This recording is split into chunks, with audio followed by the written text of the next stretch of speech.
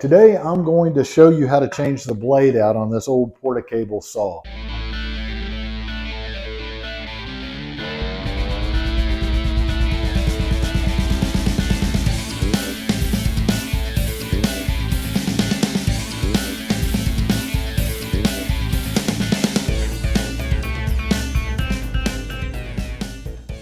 I've had this thing for years.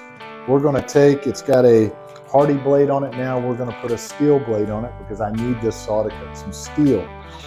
So first thing I'm going to do is cut the box open, or the package open. This is the one I'm using, by the way. It's a really cool blade because this one is a multi-blade. It'll cut aluminum, metal, wood, hardy. It cuts everything. So if you're going to get a blade to cut metal, I'd suggest something like this. It really didn't cost any extra, and it cuts all the material, so you can use it across the board. If you get just a metal, generally you're only going to cut metal with it.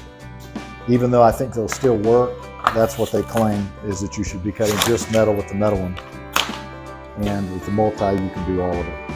And on that multi, as a matter of fact, I'll just read it to you so that you know. This one cuts tile, metal, steel, masonry, laminate, fiber cement, and PVC. Cuts everything. So you'll notice when you look at these blades, they have a directional arrow. That means that is the way that it has to go on the saw. It has to cut that way. You can look at your old blade and see, and it's usually going to show you a directional deal. If you're not sure, you can simply plug it in and see which way it's spinning. Once you've done this a few times, you're automatically going to know. I know that the face is usually always out, so I can see which way it's spinning, which is exactly the way it's going to face, with the facing out, not the back. So it's going to set just like that because it's spinning that way. Make sure that you unplug. Never try to change it plugged. Get a wrench. And like this one, they used to have a wrench that slid in here somewhere along the way. It got lost. I just always have an open end in my truck. There's a button here. You always push this button down, which will lock it, just like so. And then you can turn. And I will usually come in from underneath here, lock, and turn to take it out. And it simply just spins out. Now they call this part the arbor that goes in here.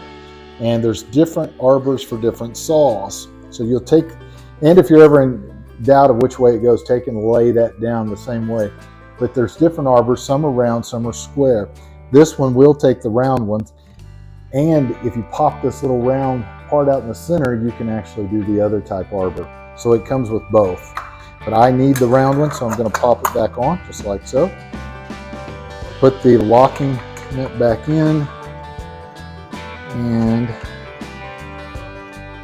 tighten her down. Now the thing you want to make sure of is it is good and tight. Now I am holding that button the entire time here.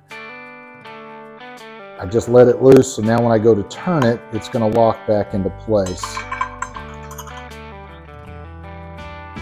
Just like that.